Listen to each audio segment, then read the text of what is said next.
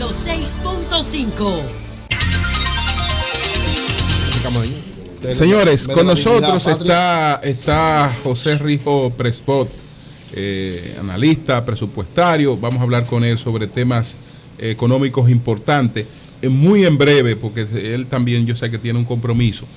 Y entonces, pero aquí está Luis Riva, presidente de un comité intermedio, el comité intermedio Héctor Mata, José, y él quiere decirte algo breve. Vamos a escucharlo. ¿Del Héctor Mata? Sí. Yo respeto mucho el intermedio Héctor Mata. Receptividad para escucharlo. Buenos días, Rivas, adelante. Buenos días.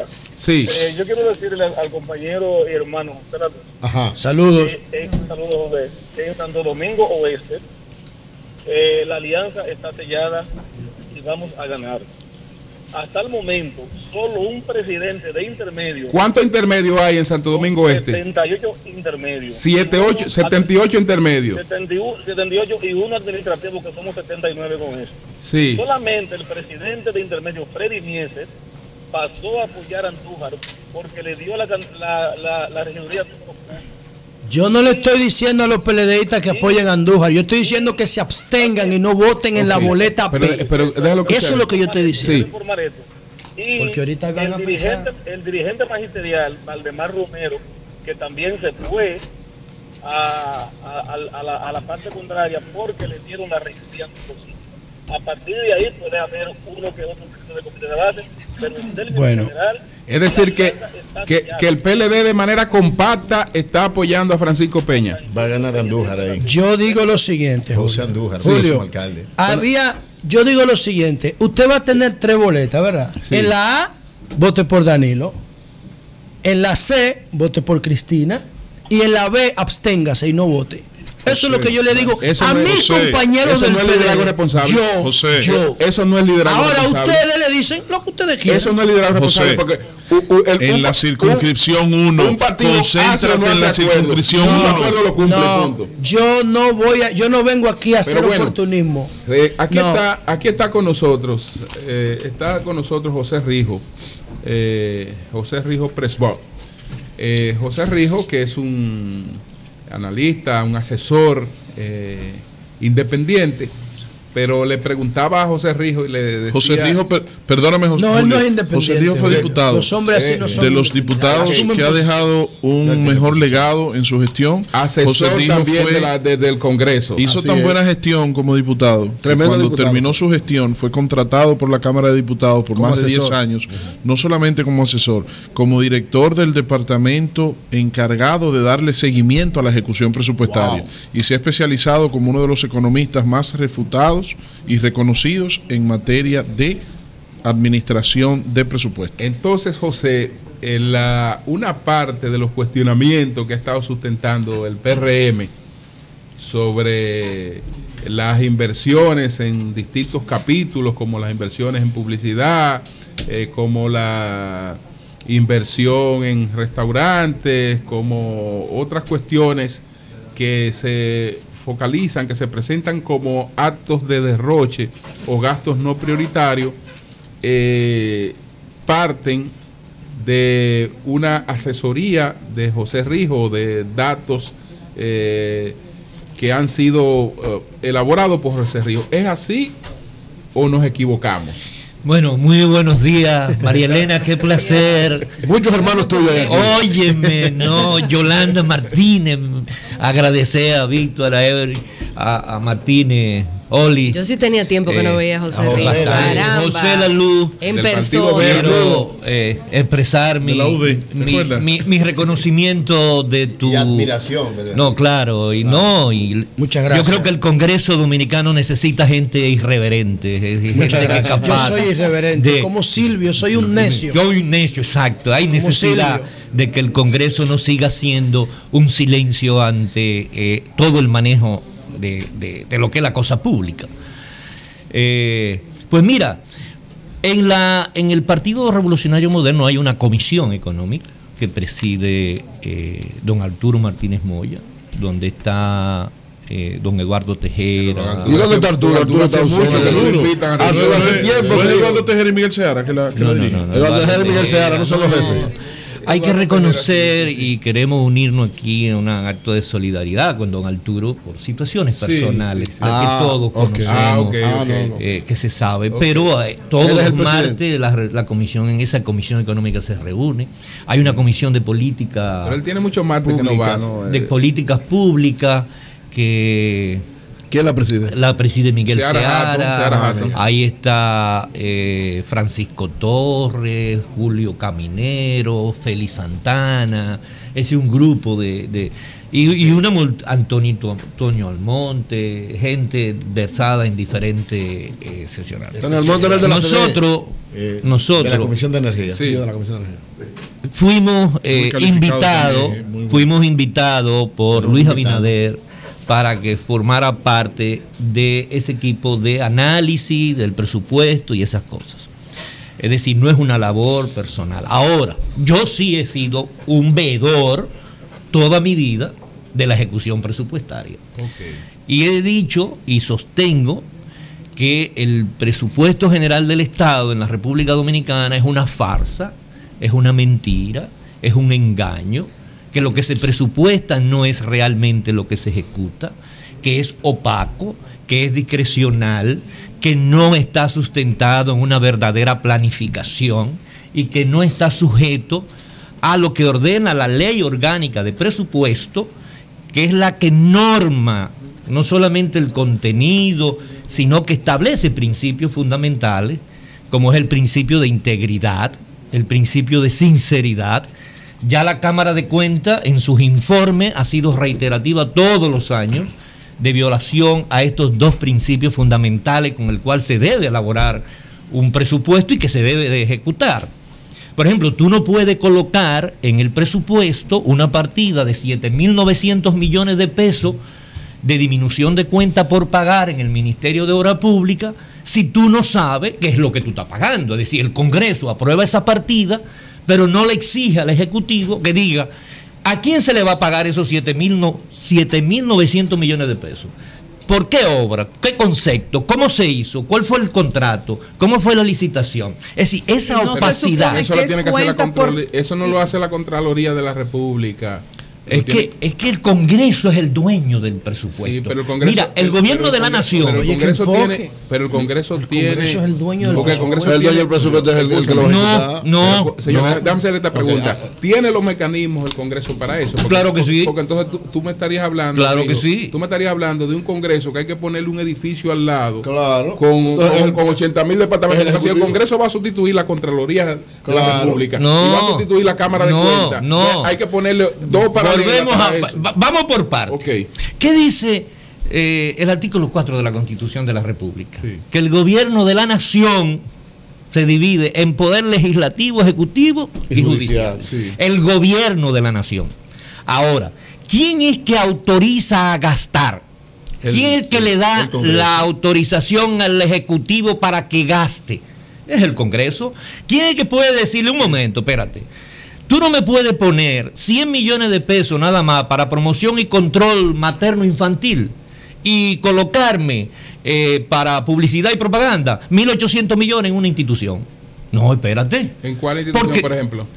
¿En cuál? Turismo, por ejemplo. ¿Y qué significa eso? Eso significa que es un gasto que se hace. Que no hay clara definición de la prioridad, más cuando la Estrategia Nacional de Desarrollo te ordena. Pero el turismo es uno de los soportes de la economía. Ese gasto está justificado. Pero sácame 200 millones de esa promoción o quitémosle a educación. ¿Por qué educación tiene que presupuestar 600 millones de pesos en publicidad?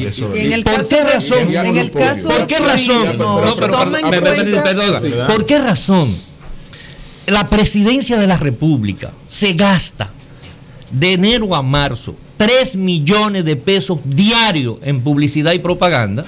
Y sin embargo, en ese programa prioritario definido en la estrategia, definido en la ley de presupuesto, que se llama promoción y control materno-infantil, no se haya ejecutado un peso. ¿Por qué?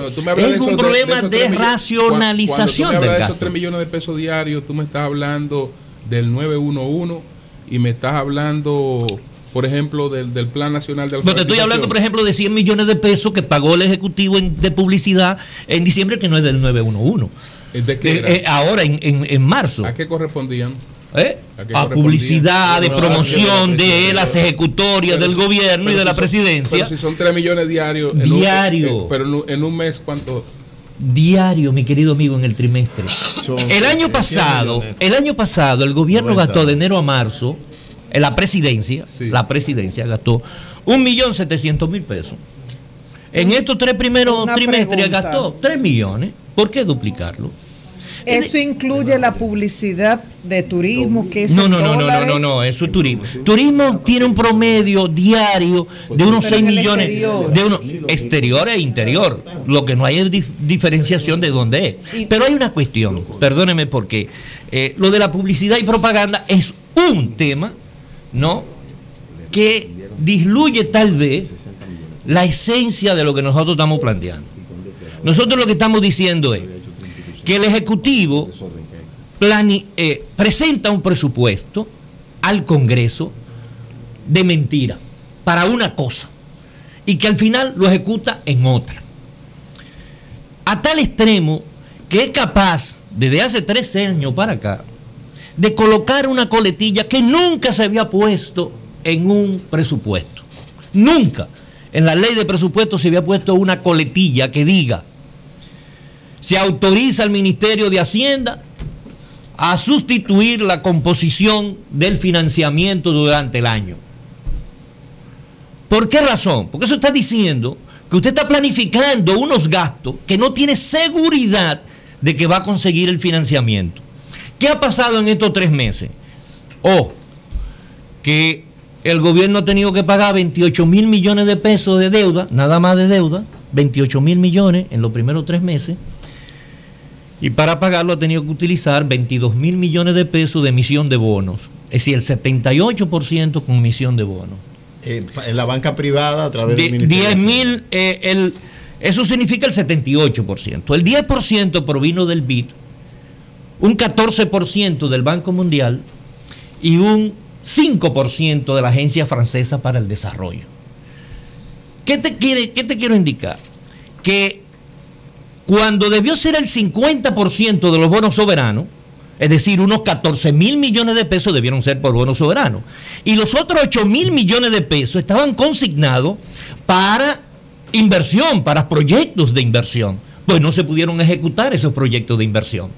Sin embargo, con recursos internos, el gobierno de enero a marzo, el año pasado, en pavimentación de calles y avenidas, gastó 1.900 millones de pesos. Este año, increíblemente, en los primeros 3 meses, ha gastado 7.300 millones de pesos. En pavimentación. Es decir, 4 veces lo que gastó en el trimestre del año pasado. Pero programas fundamentales, como es el de la prevención de la desnutrición, apenas ha gastado en 3 meses 559.000 pesos. Mira, me dicen de presupuesto que la publicidad en este año ha sido que ha aumentado por las campañas para la prevención del Zika y de todo este tipo de cosas. Nosotros excluimos, mira, en la campaña del Zika, pero no óyeme, Palacio, no de la sí, perdón, le dio dice que le dio algo especial precisamente. Pero mi querido amigo, déjeme darle un dato. Salud pública, ¿Qué registra el Ministerio de Salud Pública en el sistema de información de gestión financiera de enero a marzo en promoción y prevención de las enfermedades transmitidas por vectores, porque así que se llama la actividad? Enfermedades transmitidas por vectores. Eso es Zika, chikungunya, dengue. 17 millones de pesos ejecutados en 3 meses. Entonces no es verdad que la publicidad y propaganda es para eso. Sí hubo una modificación administrativa, lo cual es una transferencia que no puede hacerse porque podía haberse tomado directamente desde el mismo ministerio, de agregarle 1.000 millones de pesos para el combate. No es para la promoción, sino para el combate al Zika. La promoción es parte del pero combate, para promoción y prevención solamente 17 millones. Bueno, señores, reiterar que esto es radio. Estamos conversando con José Rijo Presbot, asesor económico de Luis Abinader. Entonces le pregunto, José Rijo. En materia de presupuesto. Bueno, pero asesor de él. Sí, asesor de Luis Abinader. Porque en Abinader. materia de seguridad, Guilián. Sí, entonces le pregunto, José Rijo, mire, cosas como esta, esto se trata de una evaluación de otro país, tal vez de otro país, porque dice lo siguiente, esta publicación. La República Dominicana aumentó 22 puntos en el índice de presupuesto abierto, pasando de una puntuación de 29 en la evaluación 2012 a 51 en la del 2015, de la categoría de países que ofrecen mínima información presupuestaria a los que proveen información presupuestaria. Así lo presenta el informe mundial sobre el índice de presupuesto abierto de la Oficina de Presupuesto Abierto, que fue presentado este miércoles aquí en la República Dominicana. ¿Qué es eso, presupuesto abierto? ¿Qué es eso? Bueno, esto es una evaluación de el índice de información presupuestaria. Eso es transparencia. Eso es transparencia. El índice de apuesto que en Brasil hay presupuesto abierto. Eso es transparencia. No mencione Brasil. No mencione Brasil porque por menos. No mencione Brasil porque por menos de lo que ha dicho José Río, por mucho menos de lo que ha dicho José Río. Claro. Entonces, mire, pero para lo que preguntaron qué es esto, el índice de presupuesto abierto representa el único instrumento independiente, comparativo y constante que mide la transparencia presupuestaria y la rendición de cuentas alrededor del mundo. Mira. Esto se hizo en otro país. No, eso se hizo aquí. Eso lo hizo. Perdón. Mira, el índice de presupuesto abierto es contratado por. Gracias, Temo. Es contratado por una consultoría dominicana que hace la investigación a partir de una serie de indicadores. Por ejemplo, cantidad de información publicada. Entonces tú dices, bueno, hoy en día la Dirección General de Presupuesto, a pesar de que hubo 2 años que el portal ciudadano que se había creado como consecuencia de aquel acuerdo anticorrupción con el Banco Mundial que el doctor Leonel Fernández impulsó, se había cerrado por 2 años, se abrió ahora y hay mucha información colocada en la página. Ahora, esa información colocada en el portal de la DIGEPRES y en el portal de transparencia fiscal que está en el Ministerio de Hacienda, es de uso para el común de los mortales. Por Dios, eso es para especialistas. A uno le cuesta extraer los datos de ahí, ¿no? Además, son grandes agregados. Pero Rijo, tú estás pidiendo que aparte de tener los datos disponibles, también le hagan el análisis a la gente. No. Y eso es transparencia, eso sí cumpliría. Bueno, hay un asunto, Yolanda, hay un asunto. La ley ordena que hay que hacer un informe de ejecución presupuestaria. Claro que sí, y eso está en la página de la DGP. Entonces, ese informe de ejecución presupuestaria no se hace como debe ser. ¿Y cómo el contenido? No, como debe ser. Vamos a ver. Es de grandes agregados, pero es de grandes agregados. Y si tú quieres más, tú analizas, por ejemplo, tú dices, bueno, ¿cómo vamos a analizar el gasto público? ¿Por qué objeto vamos a analizar el gasto? ¿Lo vamos a analizar por función? ¿Lo vamos a analizar como gasto corriente o gasto de capital? ¿Lo vamos a analizar por objeto del gasto? ¿Lo vamos a analizar por ejecución territorial? Es decir, el presupuesto es una complejidad que tú tienes que presentarlo de diferentes maneras y te tiene que dar lo mismo. Lo mismo. Entonces, ¿dónde atacamos nosotros? Lo primero es cómo se elabora el presupuesto. El presidente Danilo Medina nunca cumplió con el mandato de la ley de convocar al Consejo de Ministros en la primera semana de julio para discutir la política presupuestaria del próximo año. Porque la política presupuestaria debe ser elaborada por nuestro amigo Temito Clemontán, en el caso que es de Economía y Desarrollo, todo lo que tiene que ver cuándo va a ser de gasto corriente, de gasto de capital, y el Ministerio de Hacienda, ¿no?, en materia de la distribución de todos los gastos. Es lo que se llama la política, donde se establecen los topes institucionales para cada ministerio. Esa política presupuestaria debe ser discutida y aprobada en el Consejo de Ministros. Nunca se ha hecho. ¿Qué es lo que se hace? Bueno, se le manda una política presupuestaria que nadie conoce, que no se hace pública, a las instituciones y las instituciones elaboran un presupuesto incremental cada año. Cuando digo incremental, es decir, si me dieron 100, yo le voy a poner 120 para que me dejen 110 cuando la tijera de la Dirección General de Presupuesto y Hacienda comience a recortarme. Pero no hay una evaluación. Si con los 100 que se entregó se logró ningún resultado. Es decir, no se evalúa la inversión anterior para nada, para hacer la asignación para del mes siguiente. Para mover asignaciones. Para actualizarla, es decir. No, por ejemplo, qué sé yo, en este capítulo no se está empleando esta inversión, pero se necesita aquí, déjame mover. Francisco Luciano, lo que tú dices es que simplemente se indexa. Se indexa, no, ni siquiera se indexa. No sé qué piensa de esta. Ni siquiera se indexa, porque si se indexara nada más fuera un incremento de un 2%, un 3%, que es lo que ha sido la inflación. No, es un incremento numérico, aritmético, sin ninguna evaluación. Segundo, esa política presupuestaria, cuando las instituciones elaboran su anteproyecto, esos anteproyectos no lo conoce nadie y no se sabe qué fue lo que les recortó la Dirección General de Presupuesto. Luego van a una reunión del Consejo de Ministros y presentan un supuesto presupuesto donde se aprueba sin ninguna discusión. Sin rendir cuenta de sin ninguna discusión. Es decir, los ministros aceptan lo que la Dirección General de Presupuesto, la DIGECOP, Contraloría, Hacienda, es decir, lo que el Ministerio de Hacienda determina.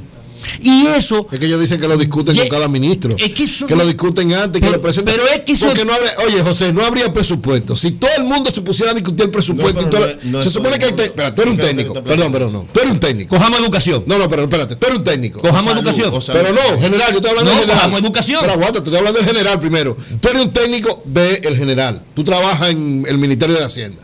Hay un grupo de técnicos que prepara, porque cada quien ve su interés particular y sus deseos particulares que le den más. Entonces tiene que haber alguien, que en este caso es el Poder Ejecutivo, junto con el grupo de técnicos que tiene el Ministerio de Hacienda, de preparar claramente qué es lo que más conviene en cada lado. A eso hay que darle seguimiento, en eso yo estoy de acuerdo contigo. Pero no puede ser, si nos llevamos de eso, a educación habría que darle 500.000 millones, a salud 300.000. Entonces se supone. Oye, eso es lo que te digo. Entonces, no me diga. Pero oye, porque tú me estás planteando como que no hay presupuesto para no hay planificación del presupuesto. Claro que hay planificación. Óyeme, no hay como tú quieres que se haga, pero hay. No hay planificación. Mira, empecemos por educación, el 4%. ¿Qué pasó en el proyecto de presupuesto del primer 4%? El Consejo Nacional de Educación, que es el que aprueba el anteproyecto, elaboró un presupuesto del primer 4% para el 2013, en donde había un 84% de gasto corriente y un 16% de gasto de capital. De infraestructura. ¿Qué hizo esa estructura política para utilizar el 4%? Que transformó eso en un 66% de gasto corriente y un 34% de gasto de capital en el año 2013. El día a día fue trazando la pauta. No, que transformó, y lo que se aprobó fue eso, lo que se mandó al Congreso fue eso, porque lo que se determinó era que había que utilizar toda la herramienta del 4% para dinamizar la economía, para hacer escuela y provocar todo un boom, ¿no? Nosotros advertimos en ese 2013. ¿Eso fue correcto? No, nosotros advertimos de que a junio solamente se había ejecutado el 32%. Y ustedes recuerdan que el día 4 de julio del 2013 volvieron y se abrieron las sombrillas amarillas. Y el presidente convocó una reunión de emergencia y sustituyó a la ministra, ¿no? Y se reinició el proceso de reconstrucción porque no era viable lo que se había planteado ahí en ese presupuesto. Ahora, lo que sí se había discutido en educación, que estaba conforme al plan decenal 2008-2018, era que se iniciara primero por la dignificación del maestro y con un alto nivel de capacitación. ¿Tú sabes cuánto ha gastado el gobierno, educación, en estos 3 años? Más de 300.000 millones de pesos asignados. De cada 100 pesos que gastó, solamente 1 peso con 86 centavos lo dedicó a formación y capacitación de maestros.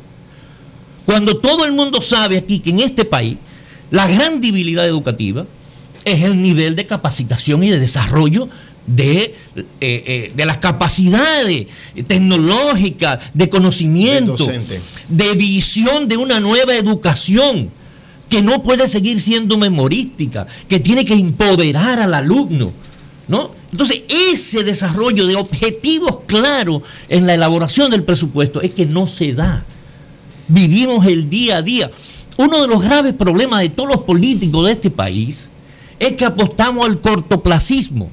Es que pensamos en 4 años. No proyectamos el problema de la República Dominicana. ¿Cuánto se invierte en educación inicial, por Dios? El gobierno dijo que iba a hacer 250 estancias infantiles. Ha hecho 29. Cuando toda la propuesta de 466,000 niños que había que incorporar al año 2016, de 0 a 4 años, solamente ha incorporado 42,000 niños.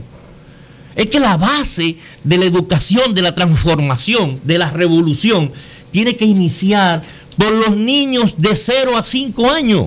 Es ahí el reto. Perfecto. Bien, señores, hemos tenido aquí muchas informaciones interesantes, hay algunas diferencias, pero bueno, esa es la democracia.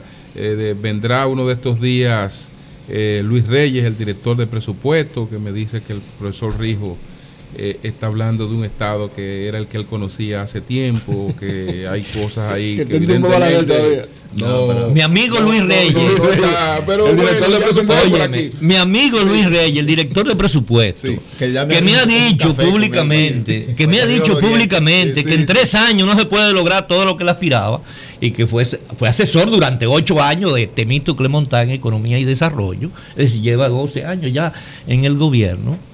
Sabe que lo que yo digo le ha servido muchas veces a él para hacer cambio en su ejecución. Eso es correcto. Y no quiero ser Tú deberías ir al Ministerio de Hacienda. Ahora, Luis Reyes. Tú deberías ser asesor del Ministerio de Hacienda. Eso también sirvió para suspender la publicidad por 2 meses. Yo no sé. Yo no sé. Lo que yo te quiero decir es. Lo que yo te quiero decir es que mi amigo Luis Reyes sabe que el problema de este país en materia, uno de los problemas fundamentales es el clientelismo. Él lo sabe, porque la ley orgánica de presupuesto ordena un solo su director. Pregunta cuántos hay en presupuesto. Es decir, mi amigo, mi hermano, entonces es lo que yo aprecio, Luis. Sí. Pero él sabe que lo que yo estoy diciendo es verdad. Además hay otra cosa. No, él dice, ¿tú sabes lo que me dijo? Que tú tienes razón, pero poca. Bueno, al menos me da una. Sí, pero al menos me da una. Lo que sí nosotros creemos.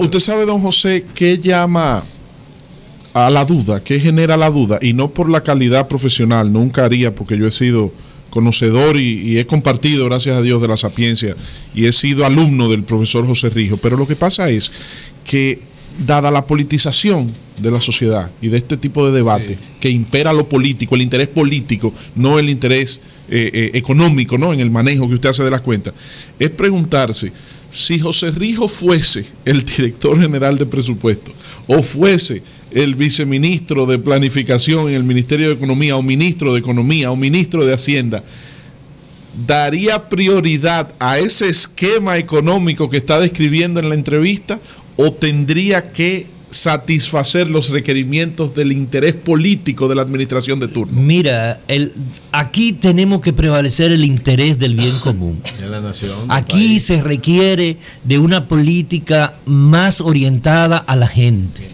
No hay posibilidad de que sigamos creciendo en la forma que estamos, con irrespeto de las leyes, que crea más desigualdad, más desilusión, más frustración, más hartazgo en el liderazgo que nos dirige, Víctor. Ahora, yo te agradezco que tú hayas dicho eso, porque tú sabes que lo que yo estoy diciendo siempre lo he dicho. Sí. Siempre. El problema es que cuando lo decía internamente en el Congreso, cuando lo decía internamente en el Congreso, y no fui contratado por la Cámara de Diputados. Molestaba. Oye, no digo que fui contratado por la Cámara de Diputados.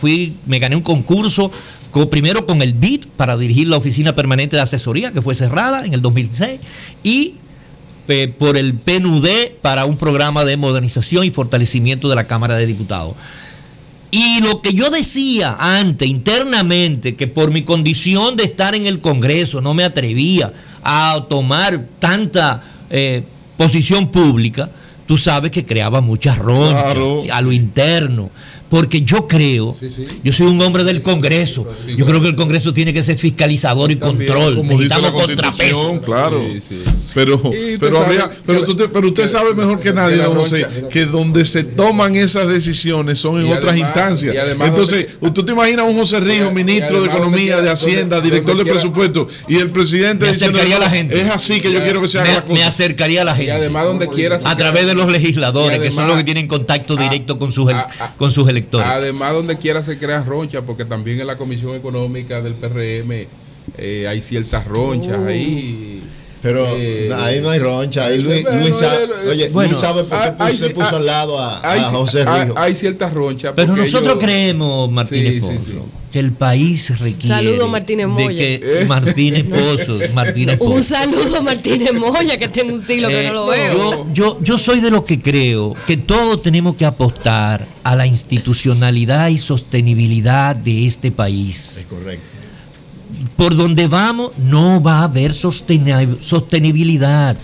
No va a haber. Cuando tenemos que este año coger 70,000 millones de pesos prestados para pagar intereses, y que de enero a marzo de cada 100 pesos que usted pagó, el gobierno tuvo que utilizar 51 pesos para pago de intereses y de capital, es un país que tiene que reflexionar sobre su sostenibilidad. Yo tengo una inquietud. ¿Cómo es que Abinader promete subir la inversión en los programas de solidaridad, aumentar reducir los impuestos, pero aumentar todo el gasto? eso, pero reduciendo el impuesto? ¿Cómo que se va? Mira, ¿cómo se equilibra eso en el presupuesto? Analizar todo lo que es la reforma tributaria nos llevaría tiempo, porque se ha probado que cuando tú bajas las tasas, tú tienes mayor recaudación porque tú logras menor evasión. O sea, que una reforma fiscal no implica subir los impuestos. No. Lo que se plantea, pero lo que planteó el presidente de la República en la Cámara Americana de Comercio, sí, porque él dijo, vamos a revisar, vamos a hacer una revisión, cito, vamos a hacer una revisión integral de las exenciones fiscales. Y cuando tú hablas de revisar las exenciones fiscales, Luis también lo dijo. Eso se traduce. Luis también lo dijo. Porque hay la misma expresión. Hay 200, reforma integral y evaluar las exenciones. Hay 212,000 millones de pesos de exenciones. Pero hay 103,000 que es de ITEVI. Entonces vamos a discutirlo. Pero Luis lo dijo también. Pero yo te estoy diciendo. ¿Tú estás de acuerdo con eso? Con las exenciones. No, tú estás de acuerdo si no especifica cuáles son las exenciones, sí. No, pero te pregunto. Ahora, ¿tú estás de acuerdo que se le quite los 20,000 millones de pesos a las generadoras eléctricos? Claro que sí. ¿Y qué significa eso? ¿Tiene eso? ¿Cómo que significa? No, ¿cuál sería el impacto para el consumidor?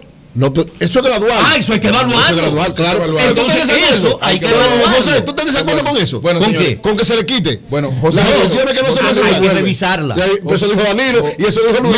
No. Eso dijo Danilo y eso dijo Luis. No, pero óyeme, específame cuál. Porque que vamos a revisar. No se va a discutir el pacto fiscal para eso. No, pero el pacto fiscal es para eso. Mi querido amigo, ustedes saben que Danilo Medina violó la Ley de Estrategia Nacional de Desarrollo. El día 1 de enero del 2015, de acuerdo al párrafo 1, artículo 36, de esa estrategia que ustedes defendieron, ¿no? Danilo la violó y no hizo el pacto fiscal. ¿Por qué? Porque no quiere hablar de lo primero. ¿Qué es lo primero en el pacto fiscal? Disminución de la evasión. Pero ya lo va a hacer. Segundo, racionalización, eficiencia, calidad del gasto. Pero no ha querido. Lo va a hacer ahora. No ha querido. No va a dar un fuetazo fiscal. Vamos a despedirnos de José Rijo. Muchas gracias. Él vuelve pronto. Después que venga Luis Reyes. Cuando Luis Reyes entonces podemos venir los dos. Yo estoy dispuesto a venir. José Rijo, asesor presupuestario. Asesor presupuestario del licenciado Luis Abinader. Cambio fuera. Gracias, camarada.